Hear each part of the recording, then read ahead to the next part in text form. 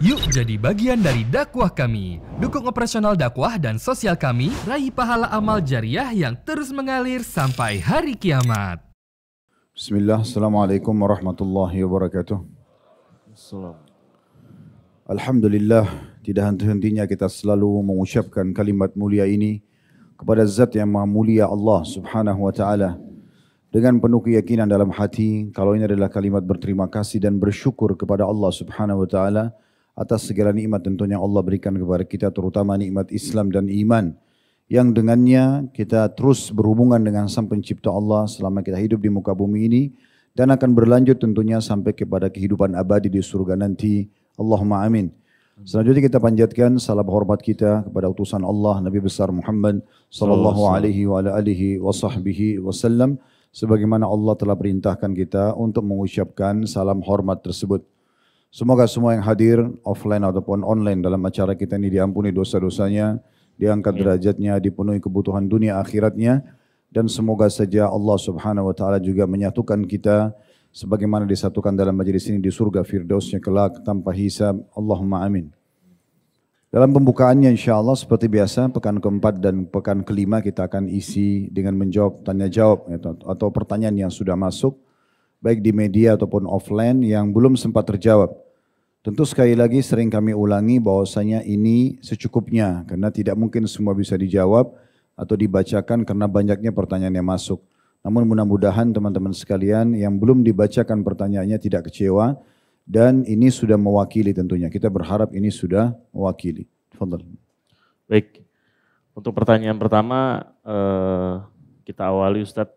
Jadi beberapa waktu lalu ini ada di sosial media Ustadz, dua orang pasangan suami istri. Dia ini muslim, sudah menikah.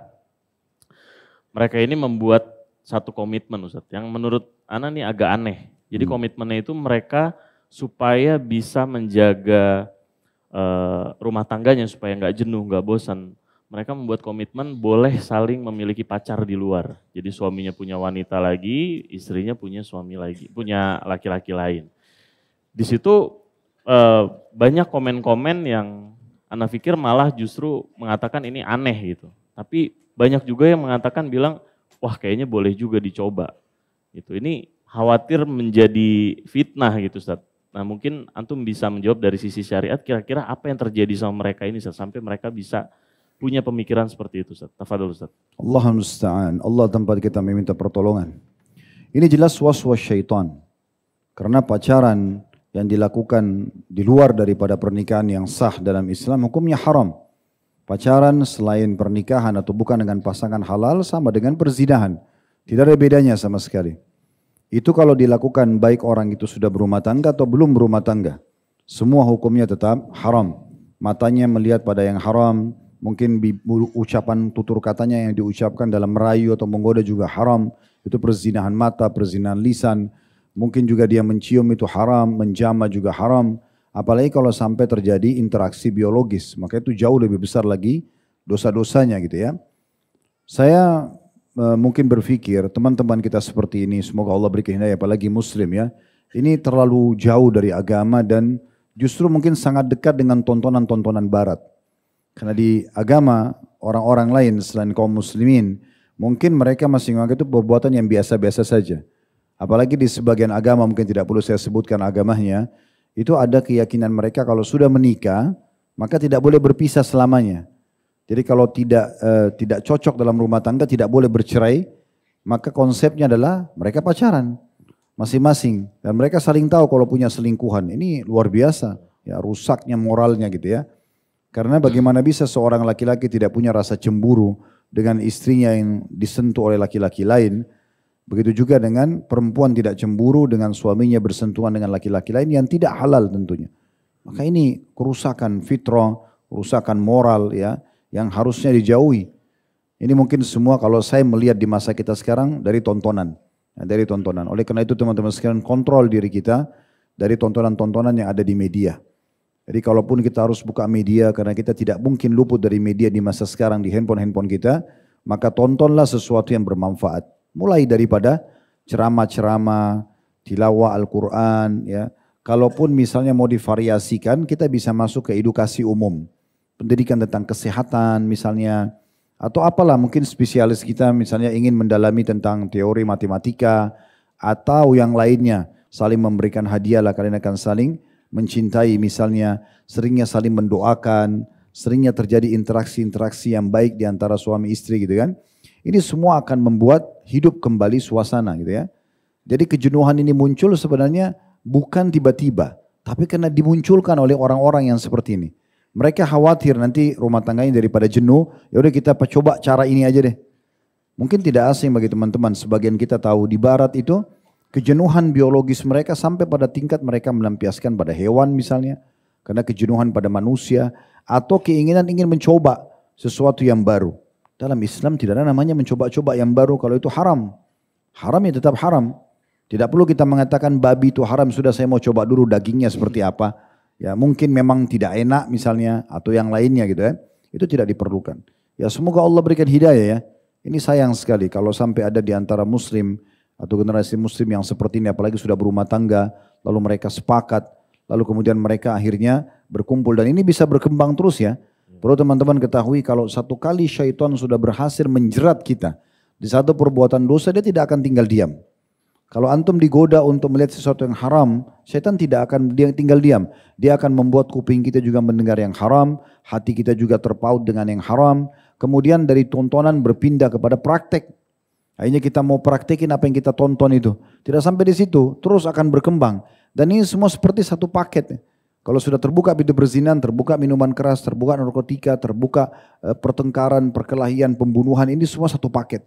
Sebagaimana orang kalau buka satu pintu amal saleh, kayak antum hadir majelis ilmu seperti ini, terbuka saudara-saudaranya itu paketnya, kayak sholat berjamaah, ya, kemudian bertambah iman, bertambah teman-teman yang saleh, terbukanya pintu-pintu rezeki yang halal dan seterusnya. Ini kayak satu paket semuanya. Makanya teman-teman kita harus membuatkan program kita ya dalam hidup supaya kita bisa selamat. Ingat ya, Allah Subhanahu wa taala memang memberikan kita kebebasan yang luar biasa dalam memilih perbuatan kita. Sering kami sampaikan tuh. Mungkin teman-teman yang hadir di sini, masya Allah jumlah sebanyak ini. Misal, ya ini bisa saja antum memilih untuk hadir di sini, bisa saja tidak. Mungkin karena hari ini tanggal merah, ya udah saya pergi aja sama teman-teman saya kemana gitu. Bisa memilih. Allah membiarkan kita memilihnya.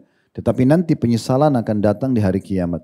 Ya, orang-orang akan masuk neraka nanti, wa na'udzubillah, dalam kondisi meyakini keadilan Allah. Karena semua pelanggaran yang dia lakukan murni pilihan dia.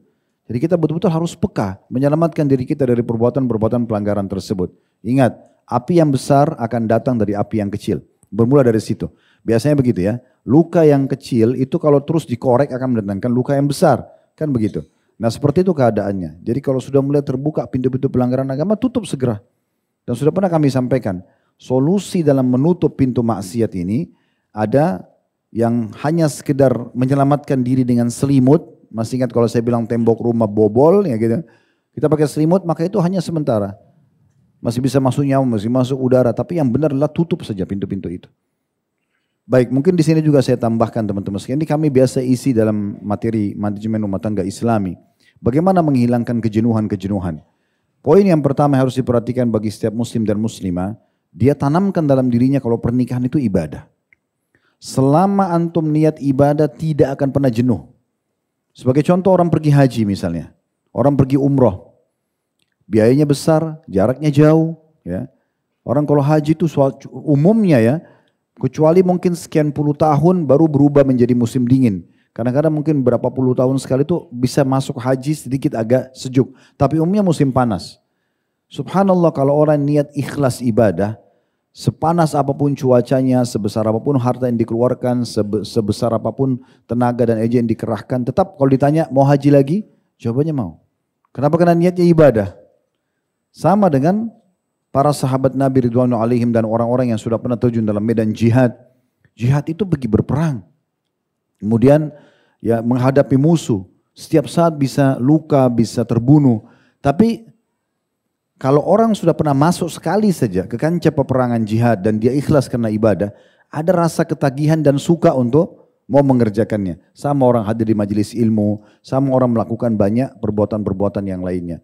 Jadi memang itu sebenarnya bisa kita munculkan niat itu dan hanya dengan niat saja, maka insya Allah dengan sendirinya kita akan lebih mengetahui ini adalah ibadah saya.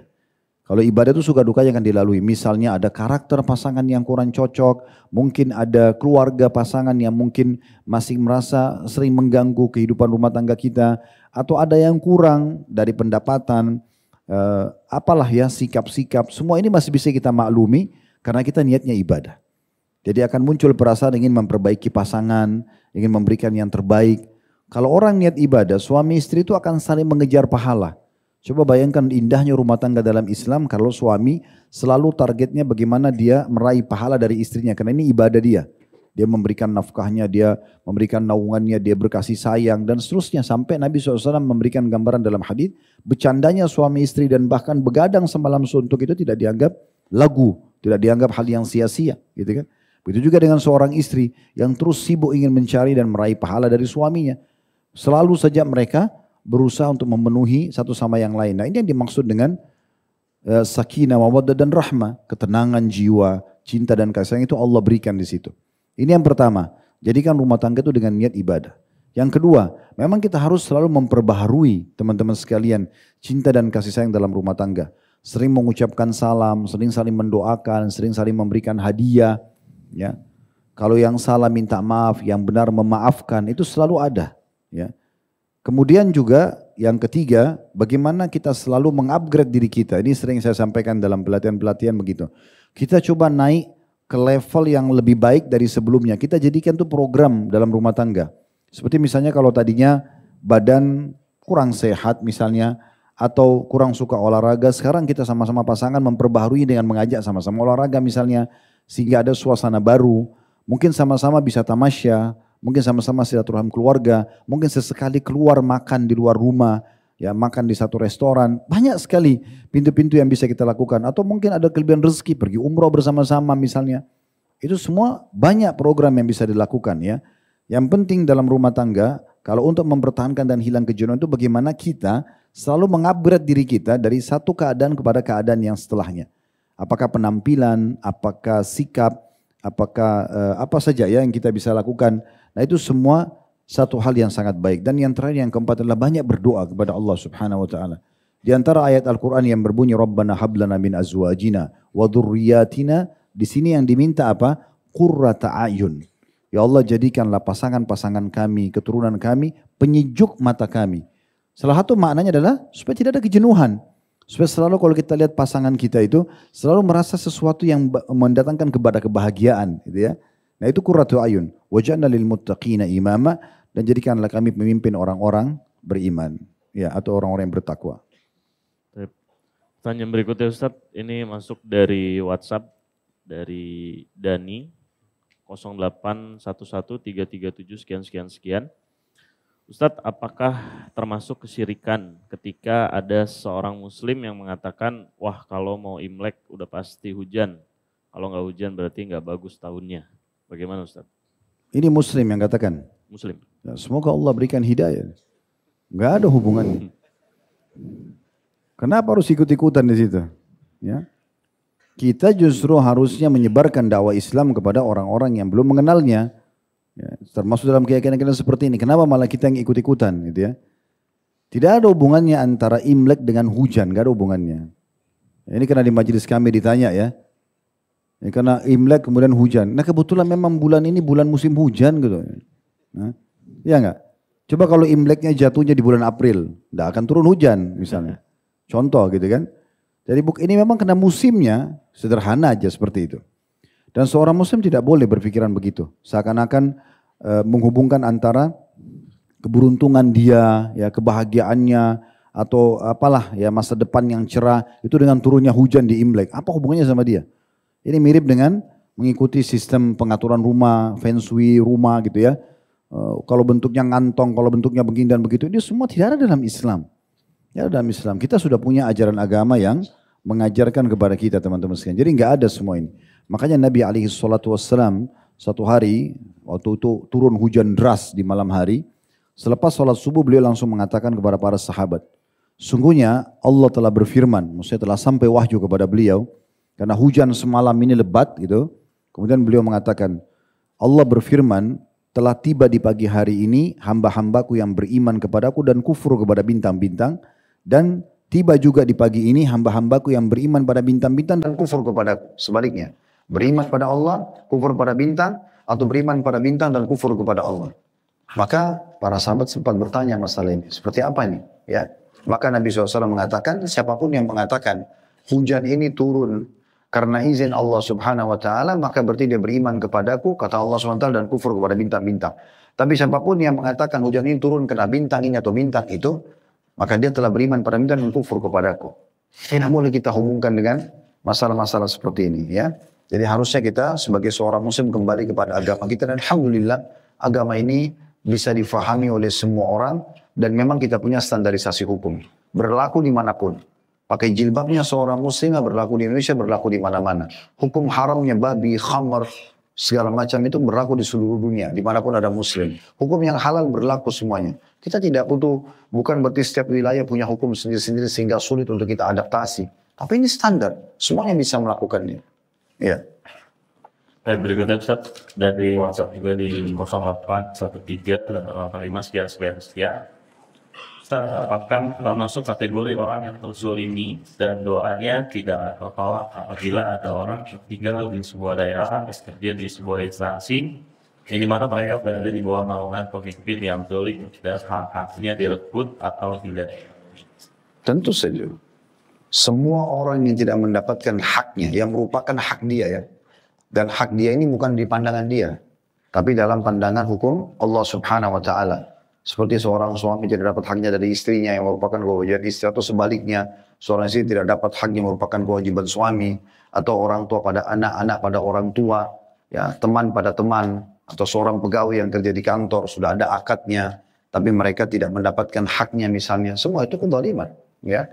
Dan orang-orang yang terzalimi tetap kembali kepada umumnya sabda Nabi SAW kepada Muadz bin Jabal radhiyallahu anhu, hati-hatilah dengan orang-orang yang terzalimi, karena sungguhnya doa mereka tidak ada hijab antara mereka sama Allah Subhanahu Wa Taala. Jadi memang pasti teman-teman sekalian, tidak ada sesuatu yang merupakan hak kita yang belum kita dapatkan di dunia kecuali kita akan dapatkan di mahkamah Allah Subhanahu Wa Taala. Kata Nabi SAW, sungguhnya Allah benar-benar akan mengadili semuanya di akhirat nanti, termasuk domba yang bertanduk, yang menanduk domba yang tidak bertanduk.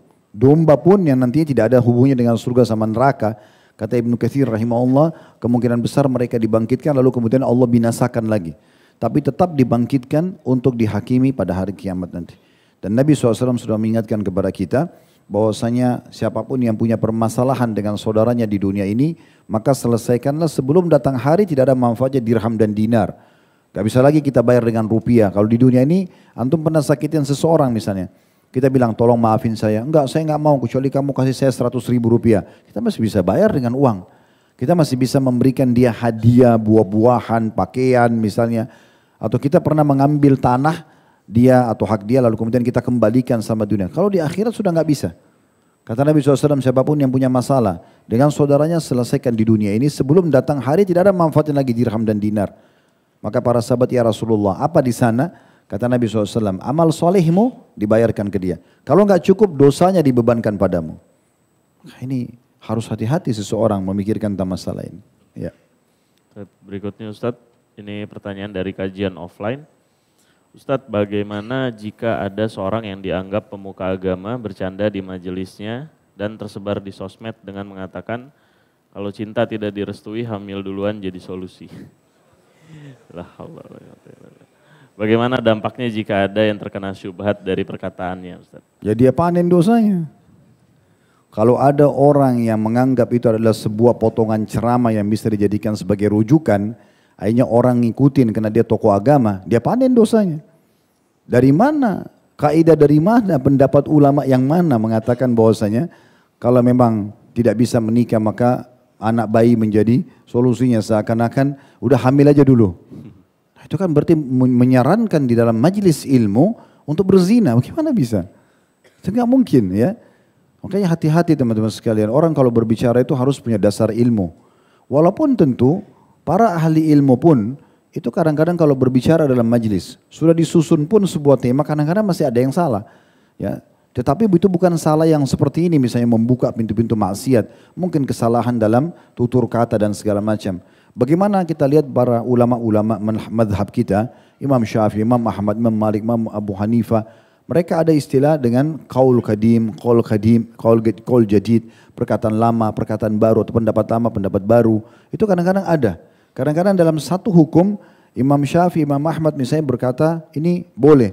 Perkataan yang mengatakan tidak boleh juga masih terlibat perkataan mereka dalam pendapat yang lain misalnya. Itu bisa terjadi. Tapi bukan pada hal-hal yang fatal seperti ini.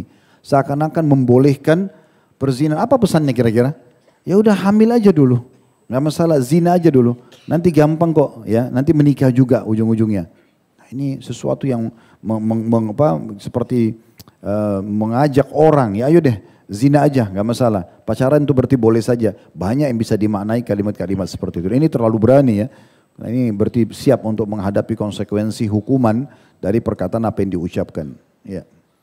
Berikutnya Ustadz dari WhatsApp. Jadi jangan diikutin itu ya. Ya. Nah.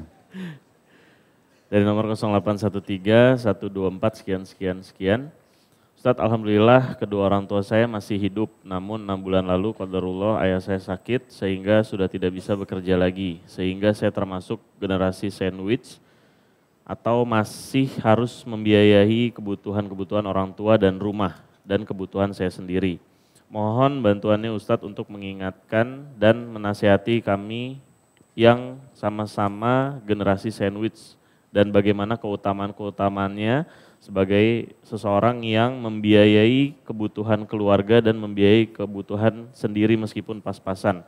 Karena terkadang terasa berat dan sulit untuk menabung seperti teman-teman saya yang lain. Sebelum saya jawab, mungkin saya sarankan generasi muda muslim. Ya. Teman-teman sekalian, tidak semua istilah yang sedang viral lalu dipakai gitu ya. Ya, ini sandwich, ini kue, apa roti. Nggak cocok gitu. Ditarik ke sini. Kalau emang ada yang sempat viralkan itu berarti generasi sandwich, antum gak usah ikut-ikutan. Gitu kan. Karena nggak cocok gitu dikatakan generasi sandwich gitu. Itu kalau di Timur Tengah, di negara-negara Barat itu orang ketawa nanti kalau. Baiklah. Sekarang bagaimana kondisinya? Kalau ada seseorang hidup dalam kondisi dia sekarang sudah mapan, sudah punya pendapatan, tapi dia hanya mampu membiayai diri dia misalnya. Kemudian di satu sisi orang tuanya sudah tua, dia harus membiayai juga, sehingga dia berada dalam kondisi seperti itu. Itu pertanyaannya. Yeah. Nah, itu sebuah peluang kalau saya melihat. Saya melihat itu sebuah peluang malah. Ya. Coba lihat teman-teman sekalian, orang yang masih ingin berbakti sama orang tuanya yang hidup, tapi sudah tidak mampu. Gitu kan? Kalau antum masih punya peluang, siapapun yang Allah subhanahu wa ta'ala menginginkan kebaikan bagi dia, pastikan Allah akan menyibukkan dia dengan amal soleh. Terlebih lagi bakti sama orang tua. Itu luar biasa peluangnya, gitu kan. Seorang salaf pernah pergi berperang di medan jihad. Kemudian dia tahu kondisi dia dengan pasukannya sudah terhimpit dengan musuh. Lalu dia bertakbir mengatakan Allahu Akbar, kita pasti menang, bantuan sudah datang. Prajuritnya pikir ini bantuan datang benar gitu, semua. Maka dengan itu mereka jadi semangat. Mereka takbir, akhirnya mereka melawan musuh sampai mereka menang. Tapi setelah selesai peperangan, tidak ada bantuan yang datang mereka lihat. Lalu mereka bilang sama orang ini, panglima perangnya, dari mana tadi Anda mengatakan ada bantuan datang? Kami setelah selesai peperangan tidak melihat ada bantuan, tidak ada satupun muslim prajurit yang datang. Dia mengatakan, karena tadi sebelum saya menuju ke medan perang, saya sudah memohon agar orang tua saya mendoakan saya, agar Allah berikan kemenangan, dan saya dengar sendiri ibu saya mengucapkan, semoga Allah berikan kamu kemenangan nak dengan pasukanmu. Dan saya yakin itu diterima oleh Allah subhanahu wa ta'ala. Berapa banyak orang teman-teman sekalian yang termudahkan urusannya justru karena doa orang tuanya, justru karena ridho orang tuanya. Saya punya sahabat dekat, Dr. Muhammad Rahili hafidahullah, saya menyebut nama karena kebaikan ya. Beliau sekarang sudah profesor di bidang tarbiyah dan mengajar di kampus kami di Madinah. Saya lihat waktu masih S1 karena dia kakak kelas saya itu. Saya di fakultas dakwah, beliau di fakultas hadis. Itu selalu mumtaz, selalu nilainya bagus banget gitu ya. Kalau kita selalu A+, dan orangnya sebenarnya tidak terlalu banyak belajar. Bukan berarti saya mengatakan tidak belajar berarti bisa pintar, enggak. Beliau bukan orang yang kutu buku. Oke, dia masuk ke kelas, dia belajar yang benar sama dosennya, kalau ada yang diperlukan dia baca, tapi bukan orang yang betul-betul duduk untuk menghafal isi kitab dan segala macam. Tapi saya lihat, dan kalau hari ujian, saya masih ingat kalau di masjid kampus misalnya, Kita datang belajar, masjid kampus itu lebih besar daripada masjid ini misalnya dulu. Itu datang semua mahasiswa pada duduk, mulai habis duhur, selesai ujian di kampus, di fakultas masing-masing kita ke masjid. Kemudian duduk sampai isya biasanya, atau sampai jam 10 malam, ada yang sampai menginap di masjid. Gitu kan, besok baru mereka tinggal masuk ke kelas untuk ujian. Uniknya teman saya ini bersama dengan sahabatnya satu orang Sudan namanya Anwar, duduk mereka cuma bawa satu buku tulis kertas, buku tulis biasa, itu kesimpulan materi yang besok mau ujian. Saya besok materi usul fikih misalnya, atau mustalah hadis atau apa saja. Mereka buat kesimpulan berdua, kemudian mereka saling diskusi poin itu. Antara maghrib isya selesai. Besok nilainya A+. A+ itu 95, 97, ya, 99 nilainya, besar banget gitu ya. Saya sempat tanya, saya bilang apa rahasianya? Kenapa begitu mudah pelajaran kamu fahami gitu ya?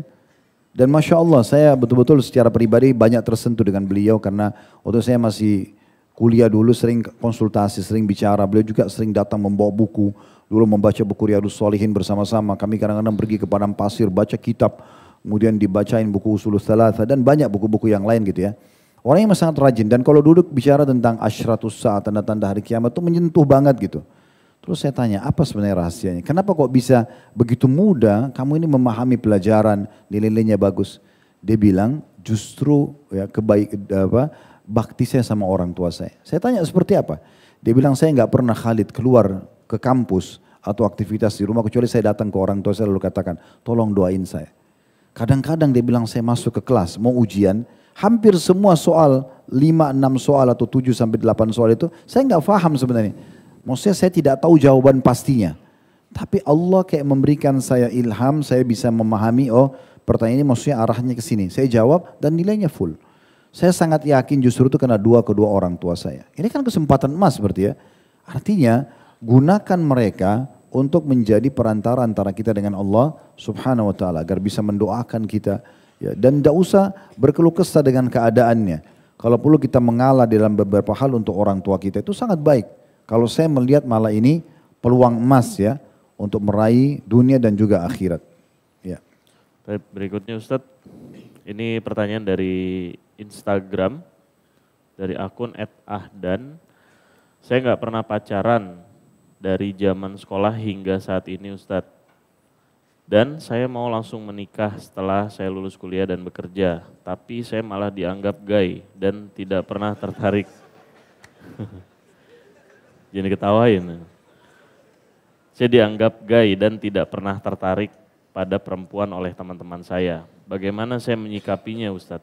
Tidak usah peduli dengan perkataan mereka. Ya. Saya yakin kalau akh yang bertanya ada di sini diperebutkan oleh akhwat yang belum nikah di belakang. Belum pernah pacaran selamanya, kan bagus berarti. Laki-lakinya suci gitu ya. Nah iya. Kedua, ini poin yang sangat baik. Kalau menurut saya nggak usah peduli. Yang mengucapkan kalau dia gay itu berdosa ya, itu fitnah. Karena dia menuduh seseorang yang tidak dilakukan. Apalagi gay itu kan pelaku homoseksual itu dosa besar. Berarti menuduh seorang mukmin melakukan perbuatan dosa besar itu nggak boleh. Dalam Islam berdosa malah. Dan saya sarankan tidak usah peduli dengan perkataan-perkataan mereka. Justru antum tetap komitmen dengan kesucian yang sudah antum jaga. Itu sangat bagus ya. Kalau menurut saya nggak usah peduli dengan itu. Dan dengan izin Allah subhanahu wa ta'ala, kalau kita menjaga hubungan seperti ini, Allah juga akan datangkan pasangan yang seperti kita. Otomatis saya kadang-kadang duduk sama anak-anak saya, sama juga ponakan-ponakan biasanya pada kumpul anak-anak muda. Terus saya nasihati, jangan terpengaruh dengan pergaulan yang ada sekarang. Karena nanti itu akan menjadi penyebab juga mirip pasangan yang datang dengan kita. Kalau pergaulan kita bebasin sekarang buat segala macam perbuatan dosa, nanti yang datang sama kita juga ya mirip dengan itu. Kalau kita menjaga kesucian hubungan kita sama Allah, nanti juga yang datang pasangan yang seperti itu. Orang yang biasa ke diskotik, ke karaoke, mana mau dia cari pasangan di majelis taklim? Kan? Pasti dia akan dapat jodoh juga di situ. Orang yang biasa di majelis taklim nggak mungkin dia mau cari jodoh di karaoke sama diskotik. Pasti dia juga cari di majelis taklim, itu sudah begitu. Al-arwahun junudun mujannada kata Nabi SAW. Ruh itu seperti satu prajurit yang seragam, yang sama-sama. Mana yang sama sejiwa maka akan bertemu, yang tidak maka akan berpisah. Nah seperti itulah. Allahu a'lam. Ya. Pertanyaan berikutnya Ustadz dari Fulanah yang tidak mau disebutkan identitasnya. Ustadz, di keluarga saya ada tradisi yang tidak memperbolehkan kakak beradik saling melangkahi dalam menikah. Sepupu saya 3 bersaudara, perempuan semua, anak yang pertama belum menikah sampai sekarang. Akibatnya anak kedua dan ketiga tidak bisa menikah karena ada tradisi tidak boleh melangkahi kakaknya untuk menikah, jadi harus berurutan. Apakah jika si anak terjerumus ke dalam perzinahan, orang tuanya akan menanggung dosa tersebut? Mohon nasihatnya Ustadz, semoga keluarga saya mendengar jawaban ini. Kita tidak bisa secara mutlak mengatakan orang tua akan menanggung dosa zina, ya. Karena orang tuanya hanya menunda pernikahan anaknya. Tidak bisa anak ini menunggangi itu mengatakan, oh kalau gitu karena saya masih disuruh nunggu kakak saya nikah dulu, saya zina dulu. Itu nggak boleh. Lalu mengatakan biar nanti orang tua saya yang tanggung dosanya, kan gitu. Nah itu tidak benar. Dia akan berdosa dan dia tanggung sendiri dosanya gitu. Namun kita tentu memberikan nasihat dari dua sisi. Sisi yang pertama orang tua, sisi yang kedua adalah anak ini sendiri. Semua orang tua, dan kita berharap tentunya ini sampai kepada semua orang tua muslim yang bisa mendengarkan dan mengerti bahasa yang kita sampaikan. Jangan menunda pernikahan anak-anak gitu ya. Dan kalau saya, karena ini di majelis saya ditanyakan, saya tidak menyarankan untuk dihubungkan antara pernikahan dengan prestasi dunia. Misalnya untuk menikah harus sarjana dulu. Kadang-kadang ada orang tua bukan cuma itu, sudah sarjana harus kamu sudah punya pekerjaan harus kamu punya kendaraan, harus kamu punya rumah. Ini sementara umur berjalan terus. Ya. Dan tentu saja balik itu, di umur 13-15 itu balik sudah berarti ada gejolak syahwat pada diri dia. Karena sudah ada bibit sperma pada laki-laki dan ada sel telur pada perempuan yang siap untuk menerima ya atau siap untuk memiliki keturunan sebenarnya gitu ya. Maka ada gejolak itu dalam jiwa mereka. Nah ini tidak boleh, tidak pantas untuk ditunda-tunda. Kecuali memang ditundanya hanya untuk batas-batas awal kayak mulai dari balik sampai umur 20 tahun misalnya. Sampai dia mungkin lebih mapan secara pikiran mungkin. Tapi kalau untuk dihubungkan dengan prestasi dunia, saya pernah bertemu dengan orang, umurnya sudah 46 tahun, belum menikah. Orang kita, dan tinggal di luar negeri, saya ketemu di luar negeri kebetulan, dan sangat sukses sebenarnya, karena kerjanya bagus di perusahaannya, punya income. Semua teman-temannya pada mengatakan, Ustaz, ini dia gak mau nikah Ustaz. Terus saya habis sholat duduk sama dia, saya bilang, kenapa akhi, kenapa belum menikah? Saya mau lebih mapan Ustaz. Lebih mapan apa maksudnya? Ya saya mau harus lebih mampu dari sekarang, saya harus punya ini, punya itu, punya ini. Saya tanya umur antum berapa sekarang? 46 tahun. Mau tunggu sampai kapan ini? Gitu. Ada batas waktu nanti di mana seseorang itu mungkin sudah tidak ada keinginan untuk menikah. Gitu kan? Jadi lebih baik jangan ditunda. Untuk apa ditunda? 46 tahun. Kalau kita hitung dari 14 tahun misalnya dia balik. Atau anggaplah mungkin kalau ada orang terlalu telat 16 tahun misalnya. Berarti dia 30 tahun ya selisih antara balik dengan dia tidak menikah sekarang. 30 tahun itu kalau per 2 tahun dapat anak itu 15 anaknya. Nah iya, keturunan muslim begitu banyak bisa lahir. Sementara Nabi SAW mengatakan menikahlah dengan wanita yang subur dan penyayang karena aku bangga dengan jumlah umatku pada hari kiamat. Dan kata Nabi SAW 7 hal yang terus mengalir pahalanya di kuburan walaupun orang itu sudah meninggal. Yang pertama ilmu bermanfaat, lalu yang kedua anak yang soleh. Bagaimana caranya dia punya keturunan kalau tidak menikah? Kan gitu. Ada di antara kerabat kami rahimahumullah sudah meninggal gitu ya. Ternyata memang ada masa-masa jenuh. Karena dia tunda pernikahan laki-laki. Sampai umurnya sudah di atas 45 tahun. Sudah nggak mau menikah akhirnya. Sudah nggak ada keinginan untuk menikah. Bahkan sudah ada rasa ketakutan untuk melangkah. Saya bisa nggak sih? Umur berapa saya sekarang? Nanti pasangan saya katakan saya orang tua enggak. Ini banyak was-was yang muncul. Kenapa? Karena dia sudah melewati masa yang harusnya normal menikah. Nabi SAW sudah tunjukkan umur 25 tahun belum menikah. Sudah cukup jadi contoh gitu ya. Itu satu sisi buat orang tua. Ya, yang buat anaknya, jadi kalau yang seperti ini saran saya tentu tidak membantah orang tua.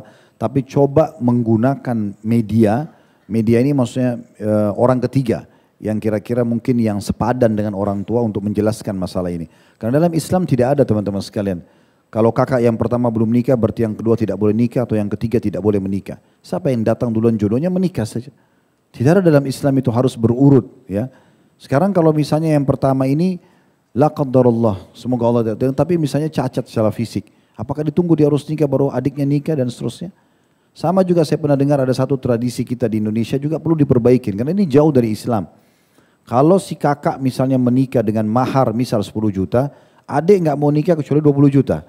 Adiknya lagi harus 30 juta dan seterusnya. Sehingga pernikahan itu menjadi sesuatu yang berat dan mahal gitu kan. Padahal sebenarnya Nabi SAW mengatakan wanita yang paling banyak berkahnya justru yang paling sederhana maharnya. Maka gunakan orang ketiga, berikan dulu pemahaman kepada orang ketiga ini, misalnya temannya ayah, temannya ibu, yang kira-kira sudah faham agama, kita berikan penjelasan masalah ini. Kemudian juga satu sisi, kalau kedua orang tua ini masih bisa menerima masukan anaknya, kami sarankan yang bersaudara ini duduk dan membicarakan dan mendiskusikan bersama di antara internal mereka dulu. Kira-kira kalau misalnya si fulana ini lebih dulu datang jodohnya bisa enggak? Mereka diskusi dulu. Kalau sudah ada titik temu, alhamdulillah mereka tinggal sampaikan kepada orang tuanya. Allahu a'lam. Baik, pertanyaan berikutnya Ustadz dari Instagram dari akun @sitihamidah.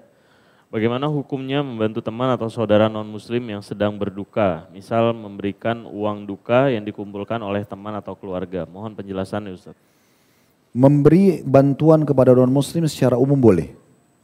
Terjadi gempa bumi, bencana alam di satu lokasi non-muslim. Boleh nggak kita bantu? Boleh. Boleh kita bantu. Ada orang non-muslim datang kelaparan, minta tolong bantu saya makanan, kasih makan. Ada di depan kita orang tabrakan, jatuh dari motor, ternyata pakai kalung salib besar, tetap aja antum bantu. Dalam Islam tidak ada larangan dalam masalah ini, gitu kan? Yang tidak boleh hanya satu, tidak boleh mendukung ibadahnya saja. Jadi kalau ada seorang non-muslim sedih, lagi ada masalah, boleh kita bantu. Bisa saja itu menjadi penyebab mu'allafnya malah. Kan kita tidak tahu ya. Tetapi saran saya, karena dia sedang mengalami misalnya kematian, kita lihat nih, apakah uang-uang yang dikumpulkan orang yang diberikan di waktu itu, tujuannya adalah sebuah keyakinan dalam agama mereka. Artinya semua orang kalau lagi sedih begitu meninggal dikasih uang, itu dalam keyakinan agama mereka. Kalau itu keyakinan jangan antum ikut-ikutan. Nanti kalau antum mau bantu uang setelah selesai semua itu, sudah tidak ada hubungannya dengan acara kematian, baru kemudian kita berikan, tidak ada masalah. Tapi kalau itu umum, partisipasi semua, misalnya kita satu kampus ya, atau satu tempat kerja, dia non muslim lagi sedih, dan semua teman-teman sepakat mau menghibur dia dengan memberikan uang misalnya. Dan uang ini jelas bukan dipakai untuk ritual ya. Kalau misalnya untuk dipakai membakar mayit atau untuk pemakaman, itu jangan ikut-ikutan karena sudah masuk ritual.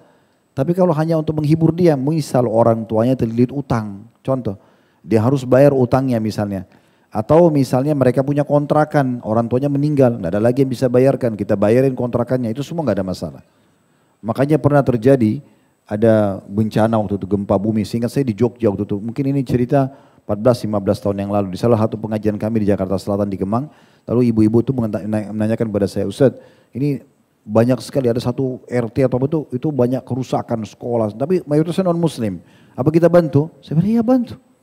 Bantu perbaikin sekolah pemerintah, kan itu ada SD pemerintah di situ, sekolah-sekolah dasar ya sekolah pemerintah, ada SMP, ada fasilitas umum ya, rumah tempat tinggal nggak ada masalah. Yang penting jangan masuk ke masalah ibadah saja, karena kalau sudah ibadah lakum dinukum waliyadin. Ya.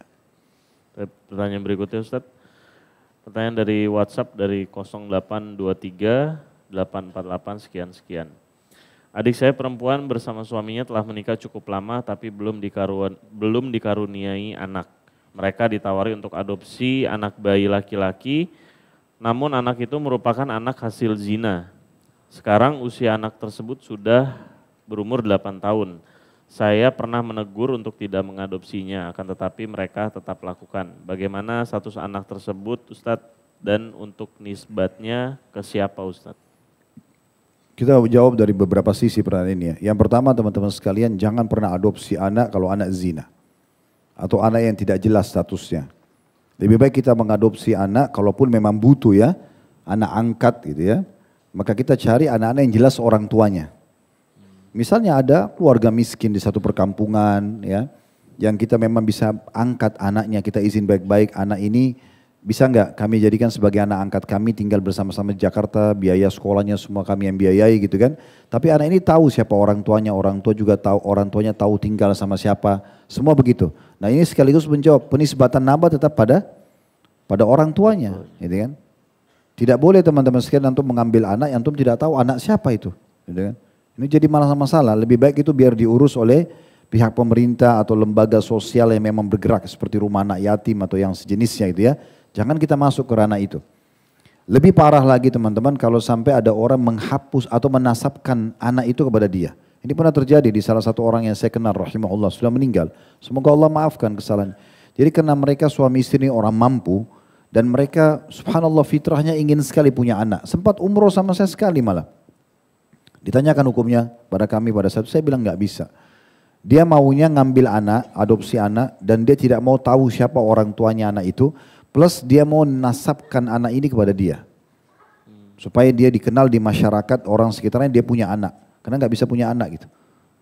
Maka saya bilang ini nggak boleh, haram dalam Islam. Kalau antum mau adopsi anak, ambil adopsi anak yang baik-baik. Banyak anak-anak yang tidak mampu di negara kita bisa diambil, dibesarkan, ya, dibiayai gitu ya. Dan ini sebenarnya kalau kita mau fokus pahala maksimal di anak yatim saja. Anak yatim itu adalah orang yang anak-anak muslim yang meninggal ayahnya. Meninggal ibu tidak dianggap yatim ya, meninggal ayah dan sebelum balik. Maka kita bisa selalu memperbaharui itu, misalnya kita ambil anak umur 3 tahun, 4 tahun, kita adopsi sampai balik.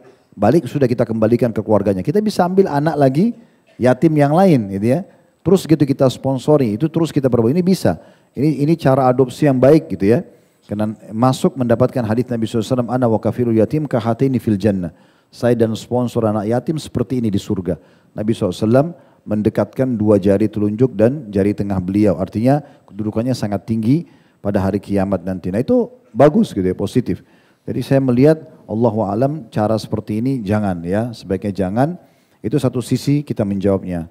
Sisi yang lain teman-teman sekalian, bagi yang masih diuji oleh Allah Subhanahu wa taala tidak memiliki keturunan, baca firman Allah Subhanahu wa taala, keajaiban yang sudah Allah ceritakan dalam Al-Qur'an.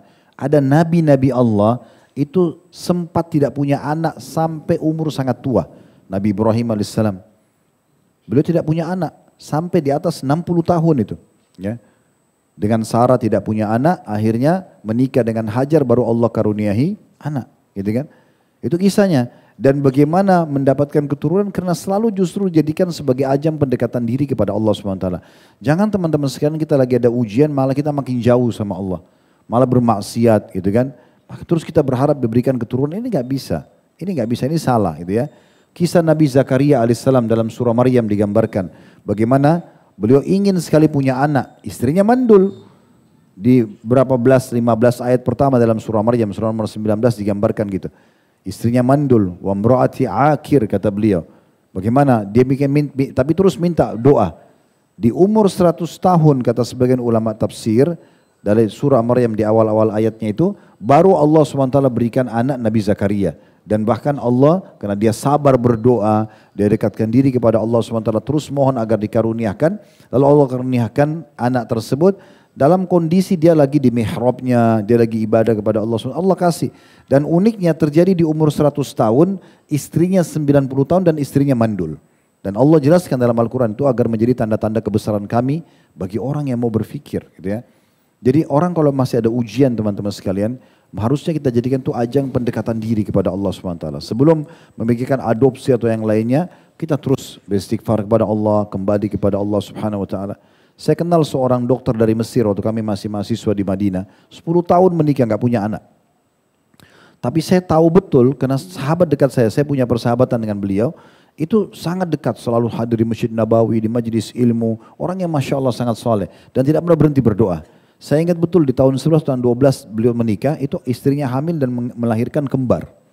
Diberikan oleh Allah SWT anak kembar. Jadi bukan mustahil. Selama yang antum minta bukan bentrok sama sunnatullah. Ya, sistem yang Allah sudah buat, misalnya antum tidak suka malam, ya Allah hilangkan malam, itu nggak bisa. Sistem itu nggak mungkin antum ubah. Tapi kalau hanya minta keturunan, minta dibukain rezeki, minta dilunasi utang, minta apa saja, selama tidak bentrok itu kecil sekali untuk Allah Subhanahu Wa Taala. Makanya kata Nabi SAW, hai Bilal, kepada Bilal, bersedekahlah dan jangan kau takut kemiskinan dari pemilik singgasana yang maha agung. Maksudnya Allah SWT maha kuasa untuk bisa memberikan apa saja gitu. Ya. Baik, pertanyaan terakhir sebagai penutup Ustadz. Ini pertanyaan masuk dari kajian offline. Ustadz, istri saya diam-diam sudah mulai sering belajar mengenai poligami. Apakah ini merupakan tanda-tanda kebaikan bagi rumah tangga kami Ustadz? Saya melihat ada secerca harapan untuk melangkah. Ini poinnya nih, tapi saya bingung bagaimana melangkahnya. Mohon nasihatnya Ustadz. Ya mudah-mudahan kita berharap ya. Dengan istri antum sudah mulai belajar poligami terbuka ya harapan gitu. Tapi sebenarnya tidak harus menunggu itu ya. Kalau saya melihat tahap-tahapannya itu memang yang pertama memang sering berdoa kepada Allah Subhanahu wa taala. Jadikan doa. Saya pun mengamalkan itu. Dia berdoa kepada Allah Subhanahu wa taala agar dimudahkan poligami itu tapi sesuai dengan keinginan dan bagaimana Allah Subhanahu wa taala mengaturnya. Maka dengan sendirinya termudahkan itu ya. Yang kedua, seorang pegawai di perusahaan, kalau mau berprestasi dan naik jabatannya, bertambah income-nya, dia harus tunjukkan prestasinya. Nah, antum juga di sini tunjukkan prestasi terbaik kepada Allah Subhanahu wa taala dalam rumah tangga antum yang pertama. Jadilah suami yang terbaik, berikan yang terbaik buat istri, jalankan dengan tulus rumah tangga tersebut. Itu Allah Subhanahu wa taala menilai. Oh, ini orang layak untuk dikasih lagi rumah tangga yang kedua, rumah tangga yang ketiga, begitu. Kalau yang sama pertama saja amburadul semuanya, gitu kan. Loh iya, ada ikhwah bicara masalah poligami tapi dia sendiri maaf ini menggauli istrinya seminggu sekali. Sebagaimana mau poligami ini? Itu gak mungkin. Dia sekarang bicara poligami, dia sendiri malas kerja sehingga kebutuhan istrinya pun masih terbengkalai, gitu kan. Masih tinggal di kos-kosan, masih berantakan semuanya, dia sendiri malas mau bekerja. Gimana mau bicara poligami seperti ini? Dia ada orang bicara poligami, dia tidak paham tentang sholat saja masih susah. Masih banyak rukun-rukun sholat yang tidak faham, masih tidak menjaga hubungan baik dengan Allah dengan menjaga sholat on time di masjid dan seterusnya lah. Ini semua bagaimana? Tidak mungkin gitu ya. Jadi kita coba benahi diri kita teman-teman sekalian. Tunjukkan prestasi terbaik kepada Allah. Ini karena saya praktisi, saya coba praktikin betul-betul Allah berikan. Dengan doa, dengan kita coba menjalankan yang terbaik di rumah tangga kita yang pertama, maka Allah kasih amanah yang kedua, amanah yang ketiga. Yang ketiga, kalaupun misalnya sudah berjalan sebuah ibadah, kontrol diri teman-teman sekalian. Saya melihat banyak orang tidak sengaja mereka masuk ke bab riya tapi tanpa sadar. Orang yang selalu berbangga-bangga, istri ente berapa? Istri antum berapa? Sering nanya gitu ya. Oh saya cuma satu. Oh saya dua. Misal. Jadi kan kayak bahan-bahan bangga. Ini teman-teman mirip dengan orang gini. Kamu semalam tahajud gak? Saya tahajud misal. Gak ada yang nanya gitu. Kan itu. Beda kalau antum ditanya misalnya. Sudah berapa keluar istrinya? Alhamdulillah Allah amanahkan 2 misalnya. Contoh. Tapi bukan dia yang kuar-kuar sana sini gitu ya. Karena saya lihat rata-rata praktisi seperti ini. Mereka tujuan hanya untuk berbangga-bangga. Itu rumah tangga poligaminya gak bertahan. Terjadi perceraian, terjadi ribut. Ada orang bahkan punya 3 orang istri cerai semua. Akhirnya jadi bujang dia. Iya, ada itu. Sampai kepada saya dan datang gitu ngobrol. Karena memang akhirnya mungkin selama menikah itu hanya sekedar jadikan sebagai bahan banggaan aja. Allah SWT mudah untuk mengangkat nikmat tersebut gitu ya. Jadi harusnya kita bukan jadikan sebagai ajang untuk ujub, berbangga-bangga, ria, enggak. Kalau Allah kasih sudah diam saja. Apalagi berhubungan dengan masalah interaksi biologis, hati-hati. Kata Nabi SAW, manusia yang paling buruk di sisi Allah pada hari kiamat adalah seorang laki-laki yang sudah terbuka pada istrinya, istri terbuka pada suaminya, lalu keduanya menceritakan rahasia salah satunya. Ini gak boleh. Jadi betul-betul dia, antum Allah berikan pasangan, sudah antum nikmatin, gak usah dipamer-pamer. Tampil di media, ini loh istri saya, ini loh suami saya dan seterusnya. Untuk dipajang, untuk apa ini? Gitu kan? Ada beberapa orang ikhwan yang datang, Ustadz walaupun berpoligami tidak pernah ya kita lihat ada istri Ustadz di media. Gak mungkin, untuk apa? Saya manfaatnya apa untuk dipamer? Oh ini istri saya silakan bicara depan umum. Enggak usah. Gitu. Bahkan jumlah anak-anak pun tidak perlu kita sampaikan kepada orang untuk menjaga supaya tidak ada ain misalnya kan gitu. Yaudah kita nikmati, kita syukuri, kita jaga sebagai nikmat Allah SWT itu yang terbaik. Ya. Ini Allahu alam dari kami. Semoga ini sudah mewakili pertanyaan-pertanyaan yang masuk. Dan mohon maaf kalau belum semua bisa dijawab. Kalau ada benar dari Allah silakan diambil dan diamalkan. Kalau rasa dari saya mohon dimaafkan. Saya dan Ammar insya Allah mengundurkan diri. Subhanakallahumma bihamdika. Asyhadu an la ilaha illa anta astaghfiruka wa atubu ilaik. Wassalamualaikum warahmatullahi wabarakatuh.